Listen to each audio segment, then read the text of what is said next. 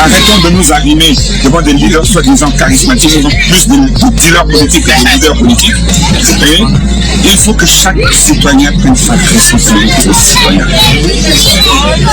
En dehors de ça, tout ce qu'on pourra dire, toutes les stratégies qu'on pourra mener, etc., tant que nous sommes pauvres intellectuellement, pauvres matériellement, il n'y aura jamais de démocratie et nous n'aurons jamais ni liberté. Justement, le système est fait pour qu'on reste dans la pauvreté, quoi. Voilà. Et c'est pour ça que pour l'emmerder, on ne va pas rester dans la pauvreté.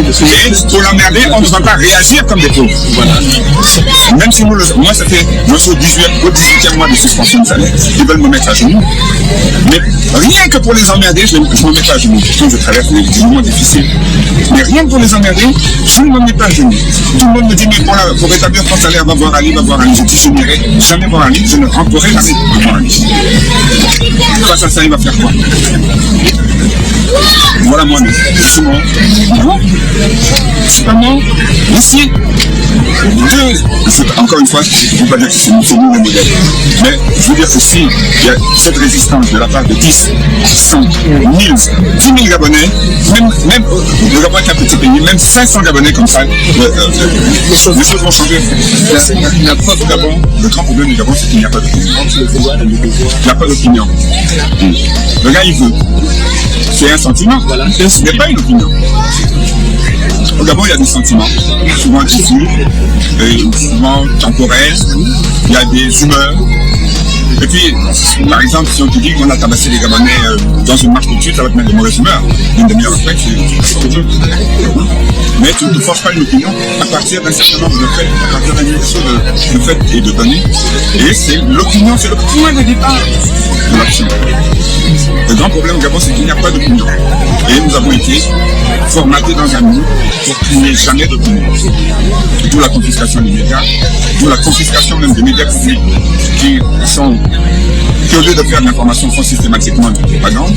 Et c'est très difficile quand tu as grandi là-dedans. Tu n'as connu que ça, de prendre du recul parce que tu n'as pas d'autres références. Donc il appartient aux gens qui ont, vous par exemple, qui avez d'autres références, d'autres référents, qui savez comment les choses devraient marcher, essayez d'expliquer à certains. Vous allez expliquer à 10, peut-être qu'il y en a qu'un qui va comprendre. Mais ce un-là, il va expliquer à un autre. Mais on ne peut pas en vouloir au lumpen prolétariat de ramper derrière les gens qui lui donnent des miettes en potence, parce que une miette c'est toujours mieux que rien. En plus, un truc qui est très important chez nous. Beaucoup de gens ont poussent la réflexion à son extrême, que les gens du pouvoir, s'ils sont là, c'est parce qu'ils ont le soutien des plus grandes masses qui viennent à leur meeting, etc., parce qu'on leur donne ceci ou cela. Et attention de ne pas confondre la lutte contre la pauvreté et la lutte contre les pauvres. Ça, c'est une nuance qu'il faut toujours avoir à l'esprit. Les pauvres sont des victimes et ils sont pauvres matériellement, par conséquent, presque de fait, ils sont pauvres aussi intellectuellement.